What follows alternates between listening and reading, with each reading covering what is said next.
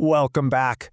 So in our last explainer, we really zoomed out and looked at the grand design of harmonic linguistics. We saw the system, the whole blueprint. But, that leaves us with a huge question. What is it that makes the individual sentences so incredibly powerful? Right, let's just dive straight into that. If the system is the engine, then what's the fuel? What is it about these specific words, these phrases, that lets them just slide past our conscious filters and speak directly to the deepest parts of who we are? Today, we are taking the language itself apart, piece by piece. And here's the absolute core of it. According to Michael Goldstein's book, Harmonic Linguistics, these codes, they're not just affirmations, they're not slogans. Think of them more like tiny, self-contained architectural structures. So while our conscious mind is busy trying to figure out the meaning, our subconscious is actually recognizing a shape, a pattern that feels familiar and trustworthy. To really get a handle on this architecture, here's the roadmap for today. We're going to start with the general shape of the language, then we'll break down the 5 foundational design principles that give it all its power, and then we'll bring it all together at the end. Okay, so let's start with the big idea. Our subconscious mind, well, it's ancient. It responds to patterns it already knows from nature. The arc of a sunrise, the spiral in a shell, the paradox of life and death happening all at once. It trusts these kinds of geometries way more than the flat A to B logic our conscious mind loves. So when language is built on those natural shapes, it just feels safe. It feels right. So, the very first principle of this architecture is something called curved syntax. Now, I want you to imagine for a second that language has a physical shape. It can be a straight line, just pointing from A to B, or it can be an arc. And that's exactly what curved syntax is. It's language that moves like life itself. It expands outward, and then it circles back home. Kind of like breathing in and breathing out. Or the tide coming in and going out. It's a geometry that the subconscious instantly recognizes and says, oh yeah, I know this. This is organic. This is trustworthy. And you can really feel the difference here, can't you? I know my worth. It's a flat statement. It goes in one direction and it just stops. But feel the shape of the second one. I hold my tone. Okay, that's you, the self, even when the world forgets its music. See how that projects outward into the world and then echoes right back? It defines the self in relation to the whole. It has this beautiful resonant arc to it. All right, let's move on to the second principle, which is paradox resolution. This is where things get really interesting. This is all about how language can collapse those false divides that tend to fragment us. Like being strong or soft, safe or open. You see, our conscious mind gets really tripped up by contradictions. It wants things to be either one way or the other. But the subconscious, it gets it. It knows that wholeness is all about holding two opposites at the same time. So when language presents a paradox, it's not a logic problem to solve.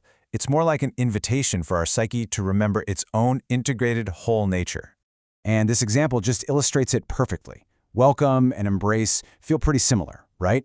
But transforms and dissolves are actually different outcomes. The conscious mind might kind of pause on that for a second, but the subconscious hears a deep, profound truth that real engagement, not resistance, is the only way to resolution. It dissolves our inner conflicts without us having to fight them. This third principle is incredibly sophisticated. It's called carrier wave phrasing, and it's basically a way to deliver truth past our conscious defenses by hiding it inside a structure that feels totally safe and agreeable. Think of it like a Trojan horse for truth. The surface message is pleasant. It's easy for the conscious mind to say, yeah, okay, I accept that. But hidden inside is a much deeper, more potent resonance that the subconscious knows exactly how to decode. It lets a whole new pattern enter our nervous system without triggering all the usual resistance and debate. Let's take setting boundaries, for example. We've all heard, just say no. It's a command. It's sharp. And for a lot of us, it just invites an internal argument. But look at the harmonic version. My yes and my no both shine as truth. It's balanced, it's rhythmic, and it's totally self-authorizing. It frames both choices as equally valued, equally sacred. There are no sharp edges, so there's nothing for our defenses to push back against. So now we're at the final 2 principles, and these are all about encoding the message to have the biggest possible impact. This is where we bring in the power of universal symbols and the kind of entraining quality of rhythm. Our subconscious speaks in symbols. It understands the language of archetypes, light, shadow, a river, roots, on this really deep bodily level. So using this mythic language, well, it's like taking a shortcut. You just bypass the analytical brain and deliver meaning straight into our somatic awareness.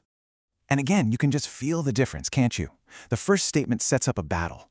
Overcome my darkness. It's moralizing. It creates a fight. But the mythic version, it's all about harmony. It reframes the shadow not as some enemy to be conquered, but as a sacred teacher. It merges the opposites into this cooperative dance. It's a story the psyche can actually live with. And finally, we have rhythm. See, our subconscious learns through recurrence, not through novelty.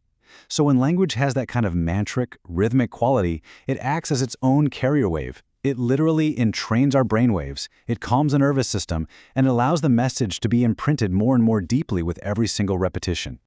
I return, I restore, I remember. You can feel how that simple, steady cadence has this soothing, grounding effect.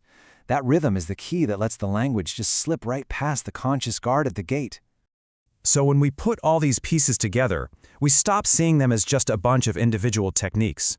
We start to understand them as a complete architectural system.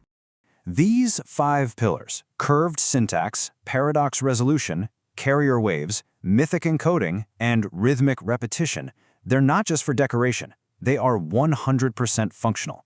This is the engineering that allows these sentences to feel less like something you're trying to convince yourself of and more like you're remembering something your psyche already knows is true.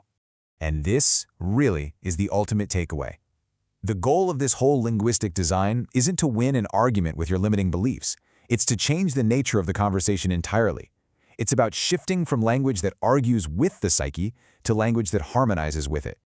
This architecture is what allows language to act like a tuning fork, gently restoring coherence where all that fragmentation has taken hold. It's why these statements don't just feel different, they are different. They are literally engineered to restore. Which, of course, brings us to our next big question.